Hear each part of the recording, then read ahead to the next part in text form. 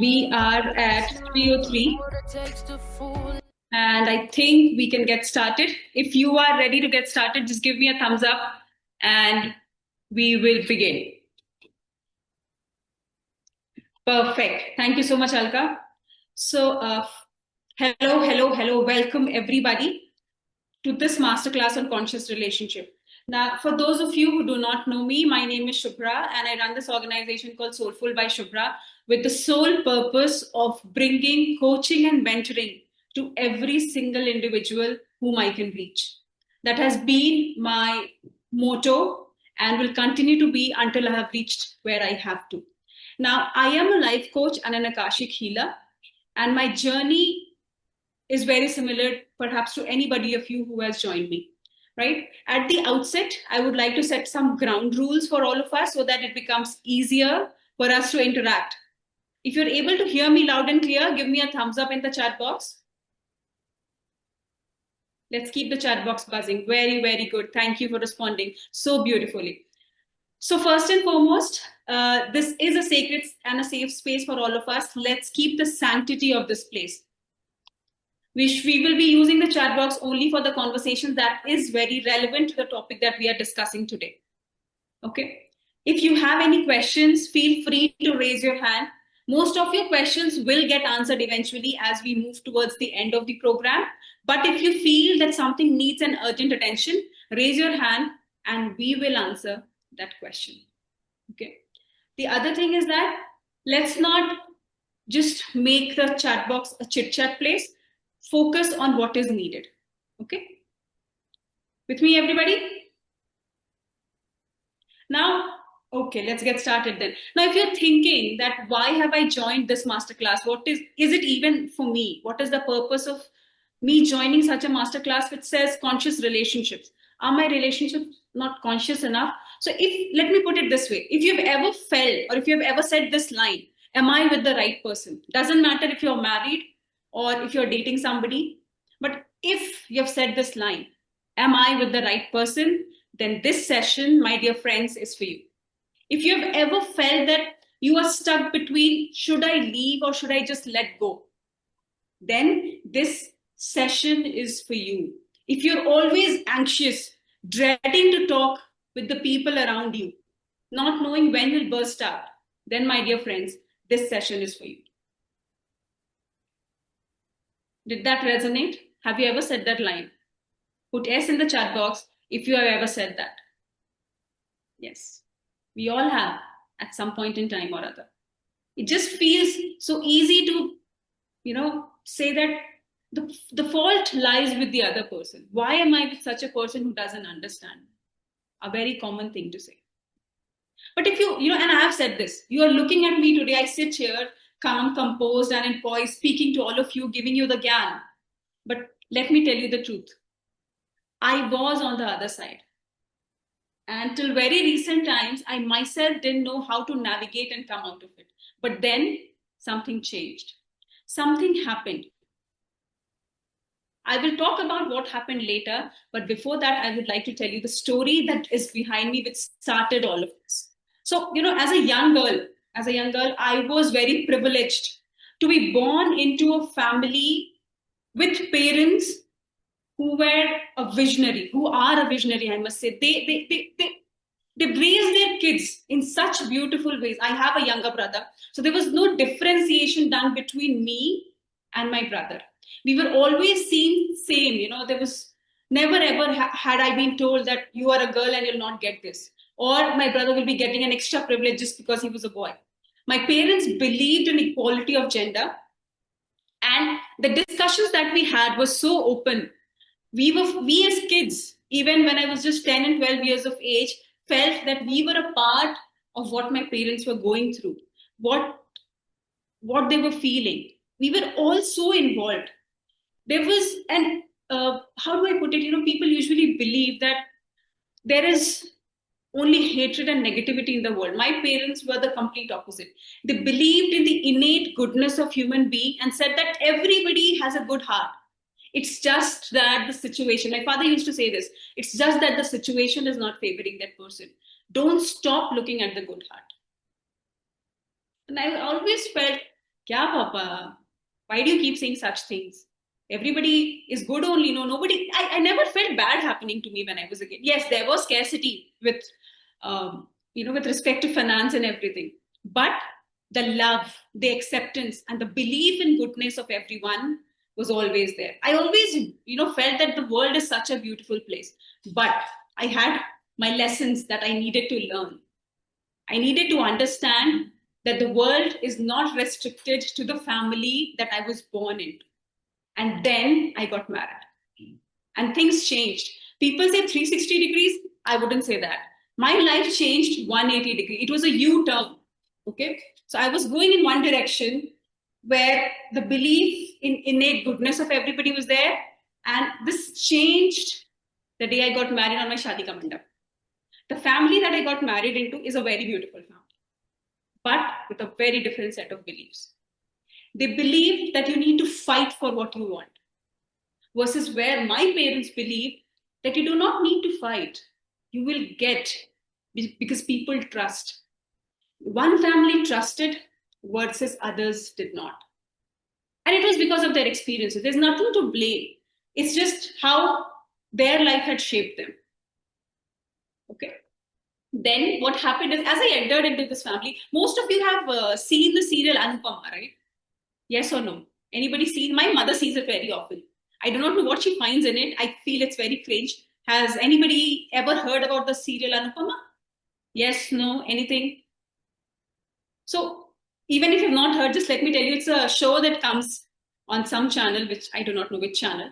And there's a lady who plays this role who's a superwoman. I call her a superwoman because she can get up early in the morning, she can do all the household chores, then she can go to her work, come back, and make everything perfect in her family. Her house is always very beautifully decorated. And as women, when we get married, the expectation is that we become Anupamas. I see Alka, you're saying haven't seen, just search it on Instagram or anywhere. You will find few clips. You will feel like that the expectation that is set on all of us as married women is to become her. Where we are so giving and so sacrificing, and there's so much expected out of us that we do not know where to go, what to do. We feel overwhelmed in trying to be that perfect woman, that perfect daughter-in-law, that perfect sister-in-law, that perfect wife. If you are a working professional, trying to be the best performer in office also, because all your life you have done that, and now suddenly you can't change. You cannot change gear suddenly by not working, right? Or in your father's place or in your mother's place, you chilled up, and suddenly you are put into a place where you have been given all sorts of responsibilities. It doesn't change overnight, but we are expected to change overnight, and that is where all the problems start. Okay, so my whole life, for a major portion, I had stayed in hostel. So I knew basic cooking, which could feed me, and some small. I could not cook delicacies. And when I got married, the expectation was that I should cook, which I was very good at, only cooking for myself. I couldn't cook for a bigger group.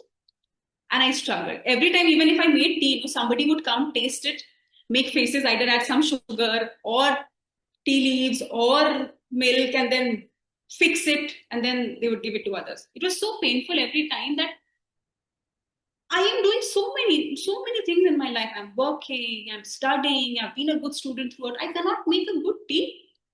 Every time I was getting judged. And then there were comments that kept coming in. तुम्हारा बनाया हुआ तो कोई खाना ही नहीं खाएगा.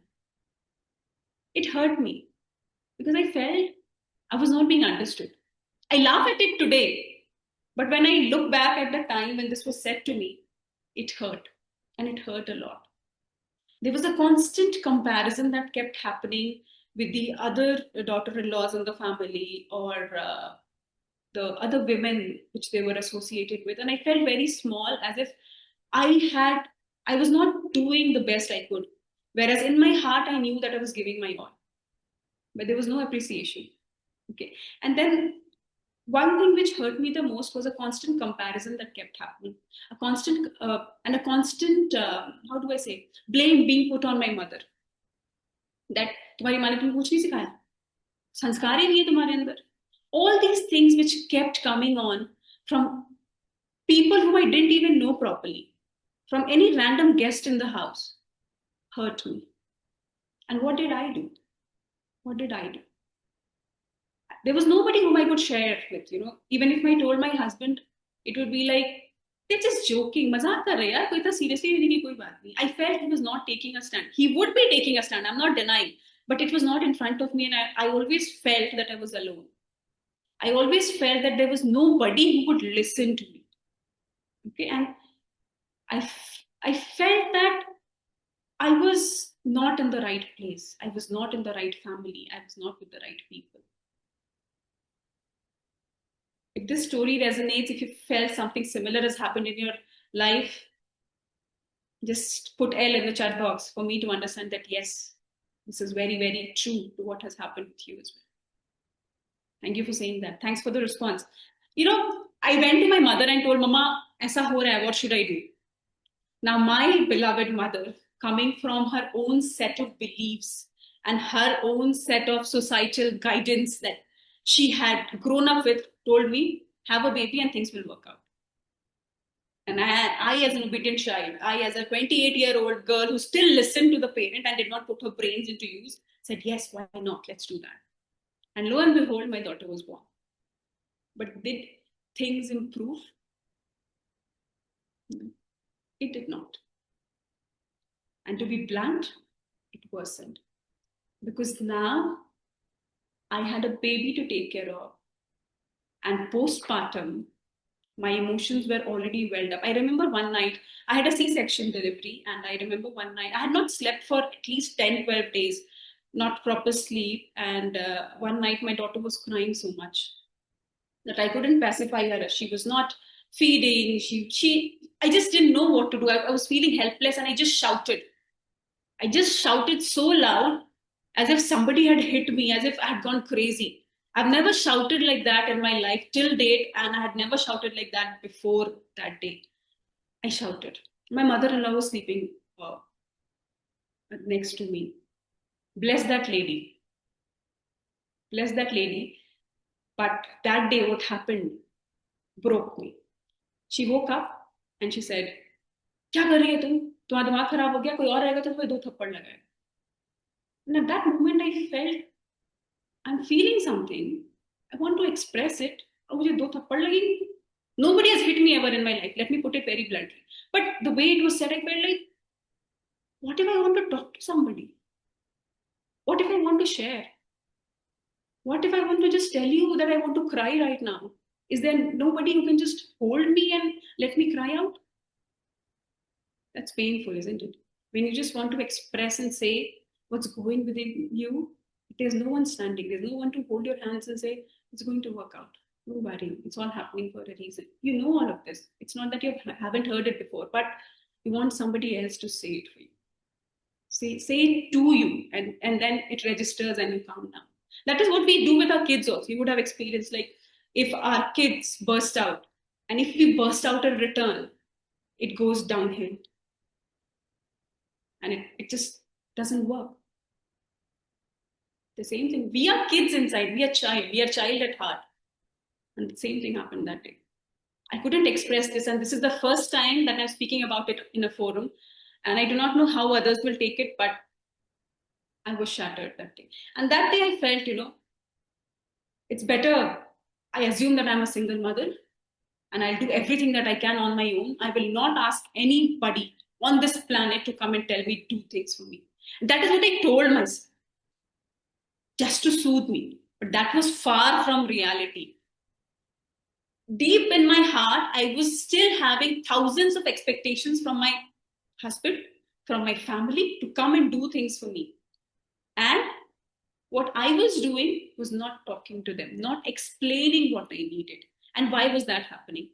Any thoughts from the audience? If you would want to unmute and tell me, why was I not speaking? What was going on with me?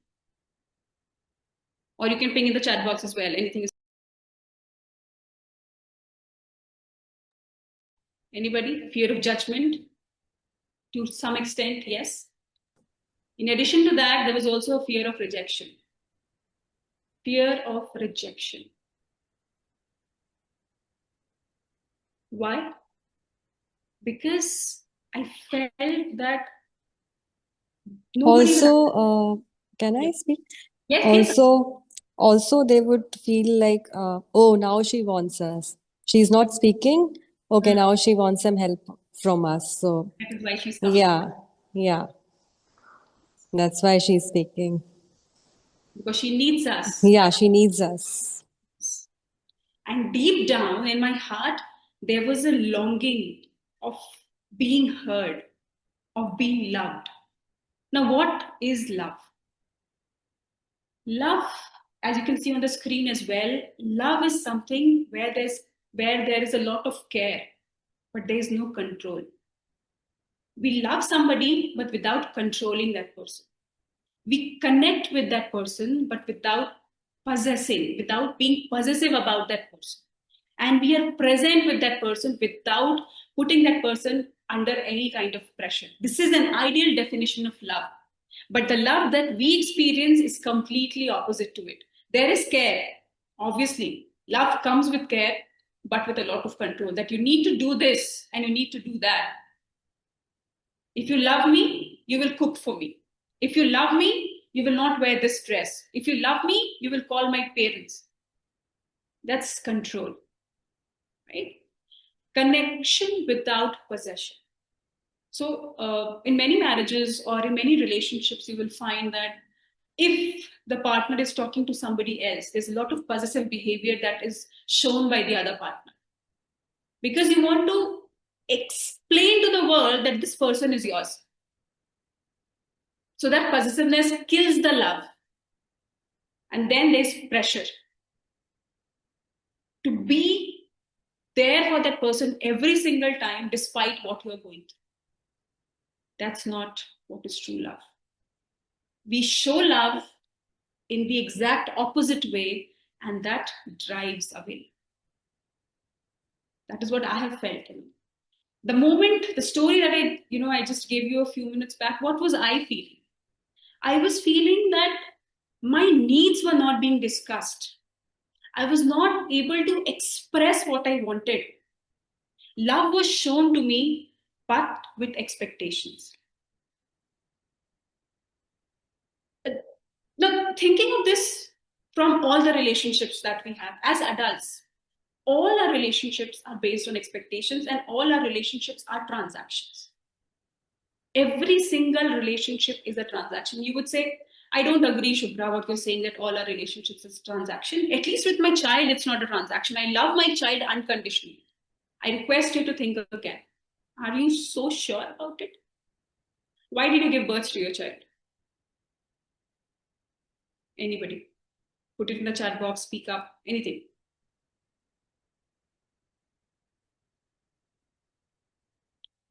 In my experience, I've seen that most people, when asked this question, they say that so that when I get old, there is somebody to take care of.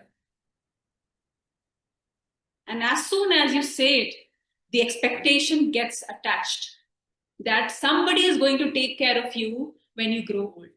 So you cannot say that this unconditional love that you have for your child is actually unconditional. It is still transactional. And I gave you the example of a child because most people come up and say that I love my children so much that I can do anything for them. Why are you ready to do anything for them? What are you getting out of getting out of it? If you say nothing, I would ask you to think again. But the question that is, should relationships be based on expectations or something else? Today, what I'm going to talk about is one specific relationship. The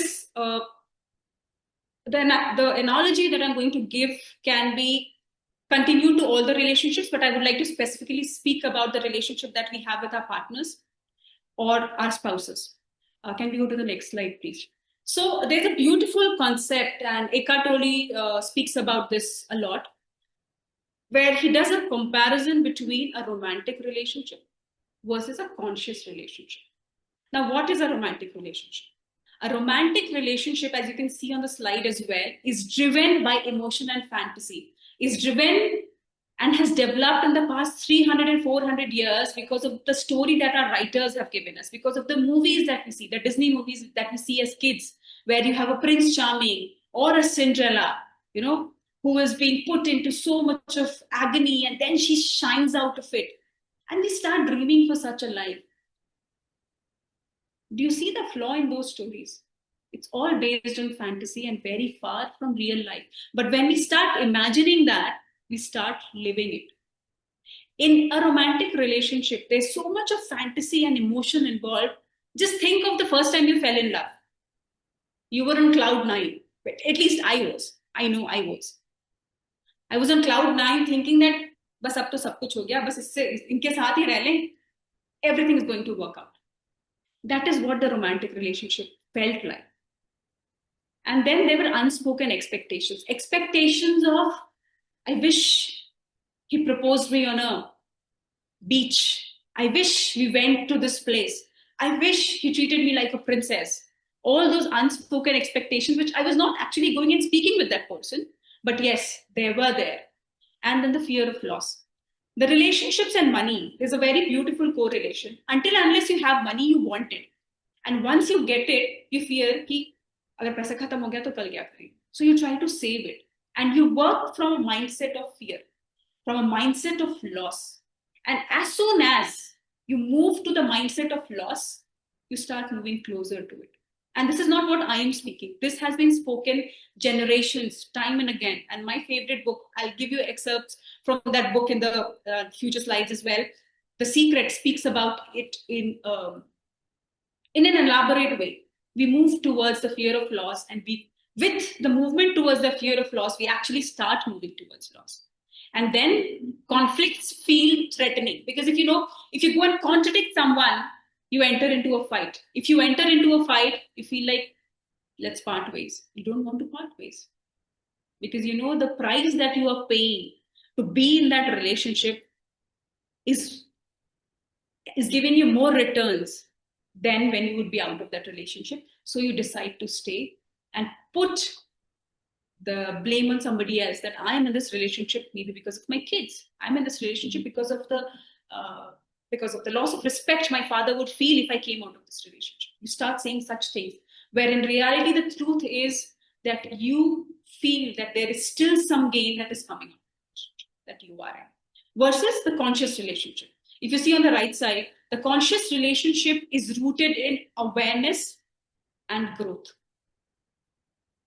In a conscious relationship, the two individuals do not lose each other, but rather they grow together. On Instagram, on YouTube, and Facebook, sometimes we see some old couples coming and speaking about how their relationship is so far and what is the key rule that made their relationship be the way it is. And they will say, I let that person be. What does that mean? So you let the other person be what they are and do not try to change them. You communicate clearly what you want, but you do not tell them that go and change and become something else because I want this. There is always a proper boundary that is set. Now, boundaries don't mean walls which stops you from going out.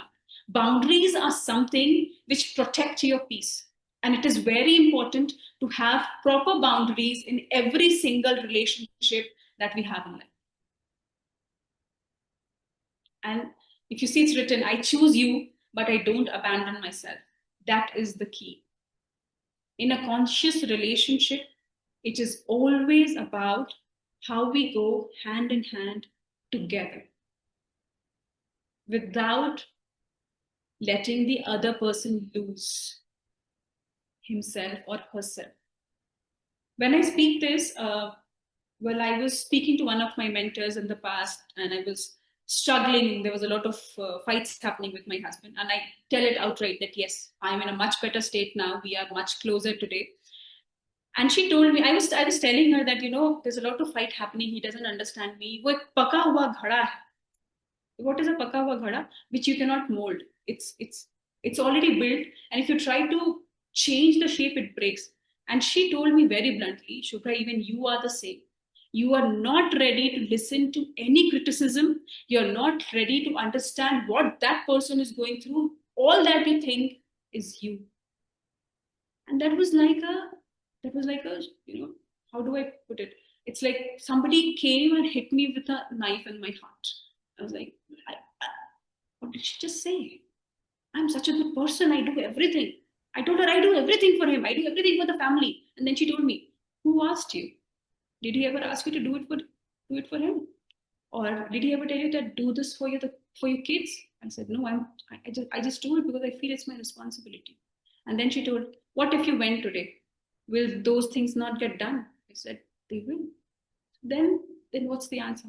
The answer is I am choosing to do what is being done. And when I choose to do what I do, when I choose to do what I do, it's my responsibility that I don't crib about it.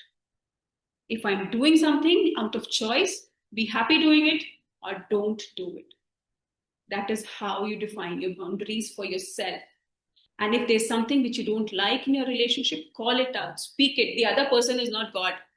They will not have thoughts flying from your head to their head and they would understand what's going on. Speak. Am I making sense, everybody? Any bulb on moments, any realization that yes, you said this right? Can I get a thumbs up? Thank you so much, Payal. Thank you so much, everybody, for understanding what I just said. You know, if I go to the next slide, there's a small activity that I would like all of you to do. It's called the honest mirror. This is a small activity where you need to answer the three questions that you see on the screen. The first question is, you can do this for any relationship. I was giving an example of the relationship within partners, within spouse, but you can do it for any relationship that you feel right now is not working out for you. So the first thing that you need to write is, if you do not have a pen and paper, that's okay. You can do it on your phone or any device that you have next to you. The first thing that you need to write is that in this relationship, I often feel. What do you feel? Maybe anxious, maybe overwhelmed, maybe underestimated, tired, unheard, whatever you feel, write it out. The second thing that you need to write is, when I feel this way, I usually do what? I usually take a step back, go into my cocoon, stop speaking to my partner, went out, start yelling, take my kid and go to the park. Anything that you do when you're feeling this. Okay. And the third thing that you need to write is that what am I really longing for in this relationship? Is it understanding? Is it somebody to listen to me? Is it reassurance? Is it safety? Is it belief that I matter? What is that? Take 2 to 3 minutes, write it out.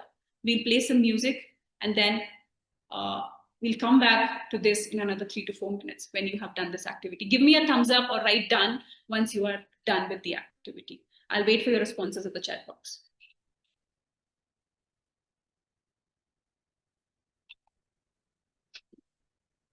If you have any questions on this activity, speak up or write. We'll respond.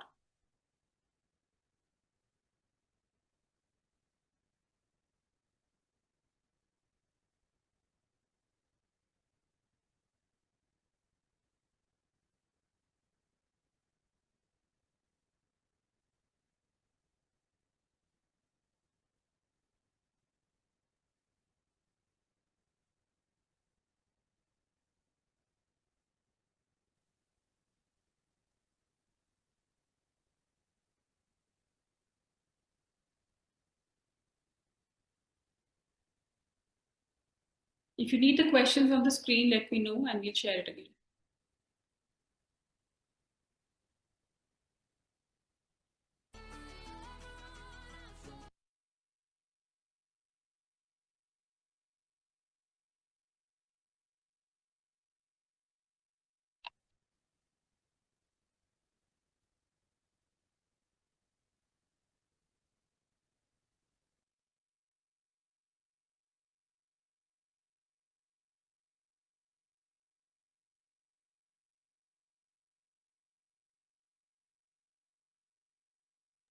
We'll give it another minute. And once you are done, just put it in the chat box. If you're not done and if you need more time, that is also fine. Just let me know.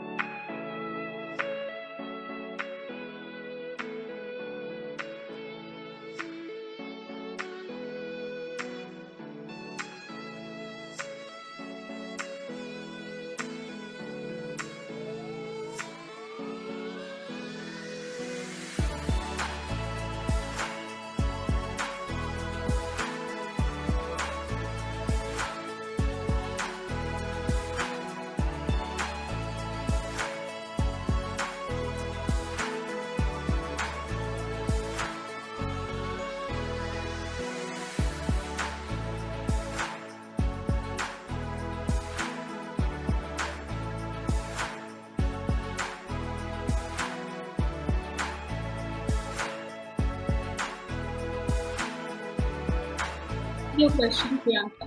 Can you stop the music, please? So, Priyanka is saying that my best friend's doubt is, what if the problem is me, but my boyfriend is not complaining about it? A very beautiful question and a very honest question. Big round of applause for your friend for being so brave. What my belief is that there is something that the boyfriend is scared of. That could be the fear of losing her or any other fear that is there. So, the best way to move ahead in such a conversation is to bring that person in ease and build that trust by expressing what you're feeling, not loudly, not in a tone which hurts them, but in a tone which is calm enough and appreciative to bring out what that person is thinking. That is one way of doing it. Did I answer your question, Priyanka's friend? Understand why is he scared?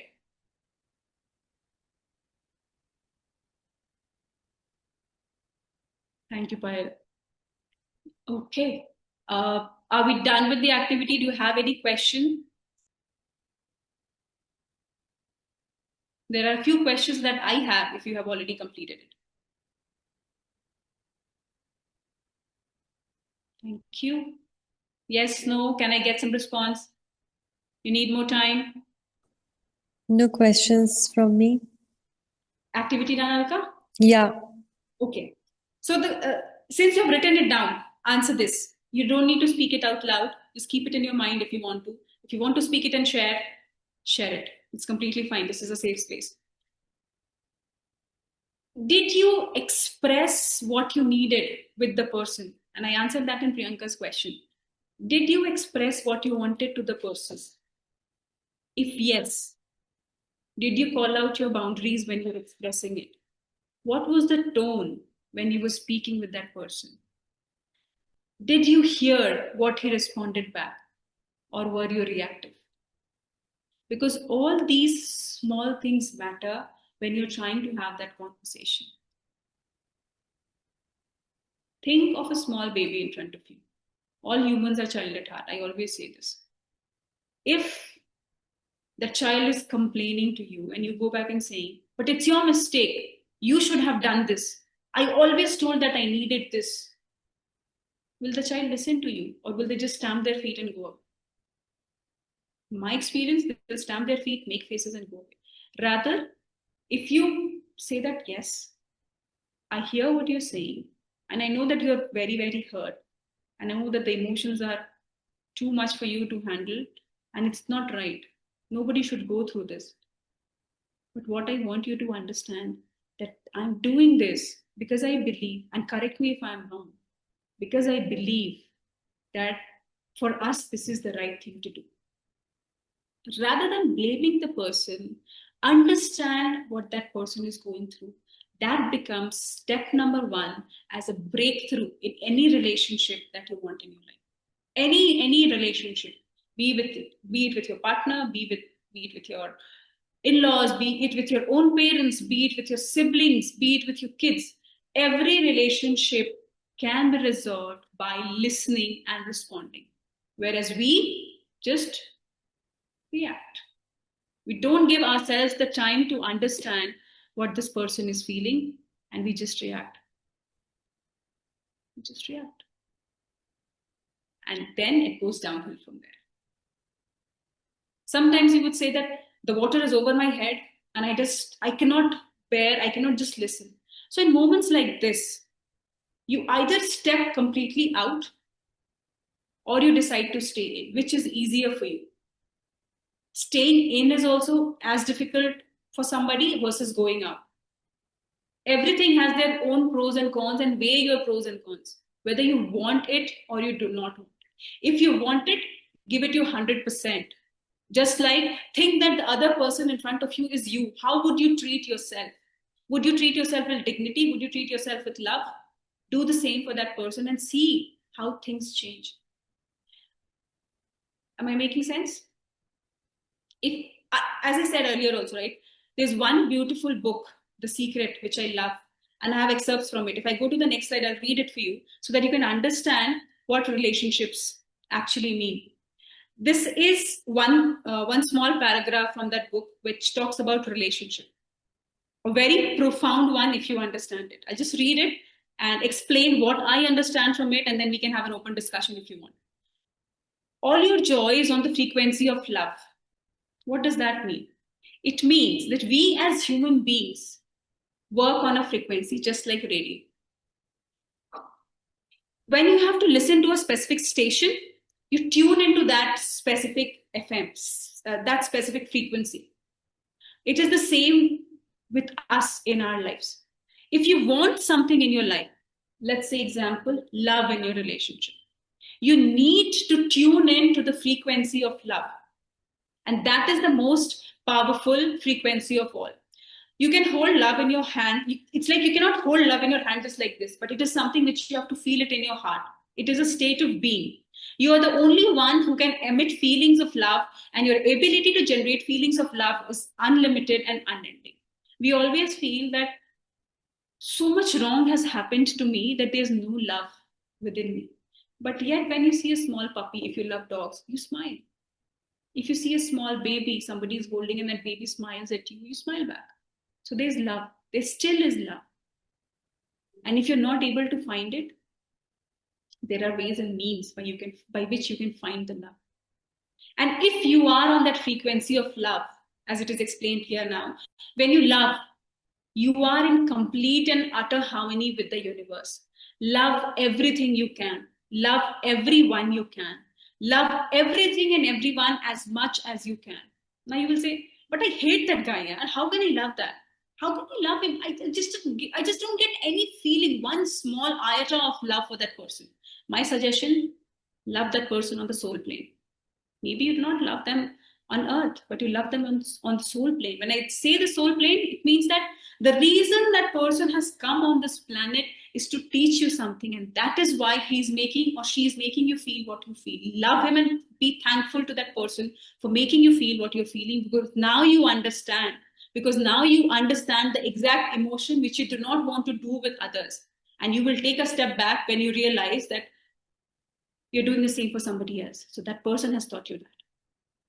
Focus only on the things you love. Feel love, and you will experience that love and joy coming back to you multiplied. And I have experienced this firsthand. If you start doubting this won't work. You have to trust it. Trust it with all your heart, just like a small baby trusts their mother or father. You have to trust it like that. The law of attraction will send you back more things to love. As you radiate love, you attract back to you more things to love. As though the entire universe is doing everything for you, moving everything in joy, filling you, and moving every good person towards it. The truth is that it actually happens. When you start emitting that frequency, the people who are not in alignment will either move away from your life, or you will find yourself in a new space. You will not even realize what changed, but you'll start feeling better and things will improve. So focus on your thoughts on love, on the frequency of love, and loving every single thing that you can. Moving on to the next slide. This is a secret summary on relationships. Can you go to the next slide, please? If you are able to see my screen, the secret summary says that when you want to attract a relationship, make sure your thoughts, words, actions, and surroundings don't contradict your desires. Now, say suppose you want your husband to love you the most in the world, but in every corner, whenever he comes to you, or let's not give this as an example. Let's say that whenever you speak to your mother or whenever you speak to your friend, you just say that, "ये तो मुझे प्यार ही नहीं करता, उसको तो मेरी पड़ी ही नहीं है. He doesn't think about me." So your words are contradicting the thoughts of a good relationship that you have, and that is where you're stopping the secret from manifesting. That is where you're stopping things to go in the right direction. Every single thing has to be in alignment with what you want. Somebody want to say something?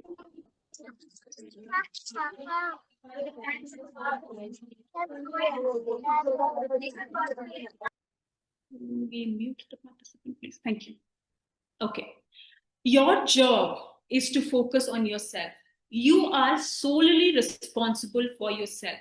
Unless you fill yourself up, you cannot give love to others. So, focus on self love. A very beautiful example. If you have food on your plate, it is only then that you can share that food with somebody else. The same goes with love. If you do not have love in your heart for yourself, how will you give it to others? You will keep on giving, you'll keep on giving, you'll keep on giving, and it goes down. You feel overwhelmed and exhausted by giving. So learn to love yourself and fill your cup first. Treat yourself with love and respect that you want others to give you, and you will attract people of the same frequency. When you feel bad about yourself, you block the love, and instead you attract more people and situations which makes you feel bad about yourself. Don't do that. Never ever. Anytime you have such a moment, come back and think of a moment, think of a story, think of the time when you felt loved by your own self. Maybe a day when you looked awesome. Maybe an event where you got something you were very proud of. Anything which makes you more loved from yourself. Remember that. Focus on the qualities you love about yourself, and the law of attraction will show you more great things about you. To make a relationship work, focus on what you appreciate about the other person and not your complaints. When you focus on strengths, you will get more of them. And this I have said to n number of my clients. Everybody, when they come to me, they'll tell me, how do I appreciate a person when I don't love him, when I hate her? She never understands what I'm trying to say. How can he love? How can he appreciate? You want me to go and tell 5 good things? My suggestion, try it. 5 things for 5 consecutive days. Tell that person. I always say, I love the integrity my husband has. I've never seen a human being who is so principled, full of integrity, and not even my father has that much integrity as my husband. I appreciate him for that. And I have seen results magically happening, and he is doing the right thing, which I wanted him to do. And that's magical. This was not there 2 years back because I was only focusing on the things he was not doing. I was only focusing on the things like, say, suppose he did not fill the water can. I'm like, here is aaj pani nahi. Today I don't have to say it. He'll say, pani ka bottle khali ho gaya, main le aata. And he'll ensure that 8 out of 10 times he ensures that the can is full. Earlier, every time me and my nanny had to fill the can. My focus was on what he was not doing. Versus I started changing it on things which he was actually doing. Even if he did it for 2 times, I was like, thank you. You remembered and you brought it. Every time I used to tell him, bring foods for the kids, I need to send it in the lunchbox tomorrow. He would say, अरे यार मैं तो भूल गया तुमने मुझे लिख के नहीं दिया. I used to ping on the WhatsApp and call him and tell fruits लेते आना. He would forget. And then one day he brought. I said, wow, you remember today? कल भी याद से ले आना ना. We want fresh. It's good to give the seasonal fruits. Strawberries are in season. कल भी ले आना. And he forgot the next day. And he told, कोई बात नहीं, नीचे मिलता चलो साथ लेके आ जाते. So that small activity of praising that person for the effort that he made starts bringing about small changes. And you will see the results over time. And it is called the power of compounding. It doesn't happen in one day, it doesn't happen in 2 days, maybe not in a month. But trust me, 3 to 6 months down the line, you will see the magic. If you are doing it consistently, every single day. There will be days where you will be low and you would just want to be in yourself. It's okay. You are allowed. You don't have to dance to the tunes of what I'm saying. Adjust it according to your need, but do it. Do it with wholehearted sincerity. To make a relationship work, focus on what you appreciate about the other person. That's very, very, very. Always appreciate. If you feel shy in saying it, put it on a message and send it to that person. Works wonders that way. Either. Making sense? Have you tried appreciating anybody recently in your life? One person that you didn't like but have still appreciated. Have you tried it? Anybody? Yes, no, heart, thumbs up, anything in the chat box. Good. So, for the people who haven't tried, go try it today. Do it for 5 or 6 days and see. That person might say that, "Kya ho gaya? What has happened? You want something from me?" And when you say no, just felt like saying, "Yeah, it's okay. I just wanted to say it." And the next time that person comes in front of you, they automatically will smile, and you will smile back. And that's the frequency of love. That's the frequency of happiness. That's the frequency of attracting what you want in your life. Now you can come and tell me, Shubhra, enough of Gyan. I know what all of this is and have tried implementing it. I do it for 3 days, fourth day, fifth day, sixth day, seventh day. For 1 month, I don't do it. And then again, I do it for 5 days. How do I maintain the consistency? Now, in order to maintain the consistency, it is very, very important that you have somebody like me, a mentor, a coach, or a guide. Just like a kid needs a teacher every day to tell them what needs to be done today, what needs to be done tomorrow, and follow up and ask questions, you need a coach, a mentor, a guide. And I love Bhagwan Krishna. I love Krishna ji. And there's a very beautiful, what do I say, beautiful words that he has said. I would like all of you to hear. And then it's on the importance of a guru, a teacher. Once you hear it, we'll move ahead. It will be coming up in 1 minute. Yeah.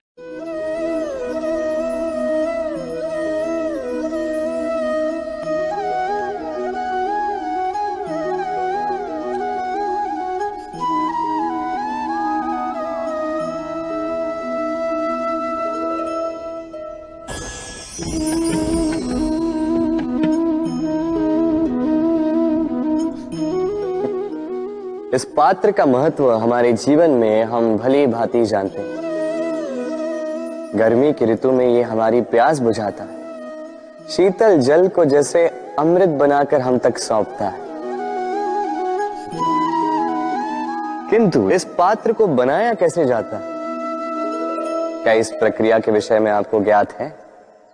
सर्वप्रथम कुम्हार स्वयं के पैरों से माटी को गूंथता है, मथता है, फिर उसके पश्चात उसे एक चाक पर चढ़ाकर घुमाता है, फिर उसके ऊपर बाहर से प्रहार करता है और साथ ही भीतर से सहारा भी देता है ताकि ये मटका टूटे। फिर अपनी ही बनाई रचना को जलती हुई भट्टी में छोड़ देता है तपने के लिए, और उसके पश्चात शीतल जल देने वाला ये पात्र हमें प्राप्त होता है।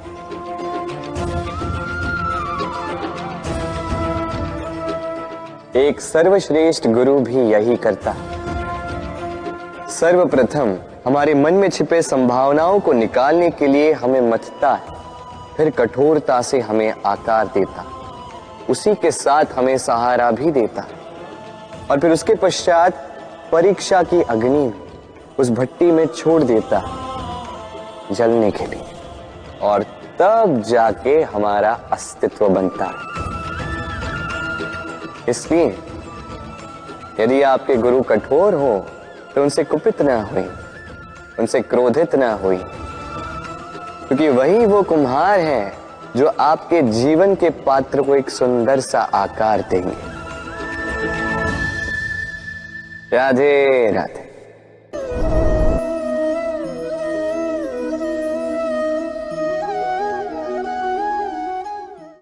So what Lord Krishna was trying to say in this audio was that just like a potter builds a pot, what he does that he puts pressure from the outside, and yet he keeps pushing from the inside to give it the right shape, to give it the right mold.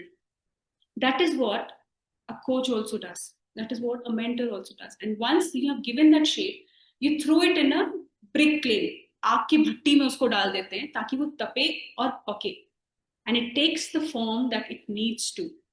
और तब जाके वो ठंडा पानी देने के situation में आता है. It is then ready to give the cold water that quenches our thirst in the summers.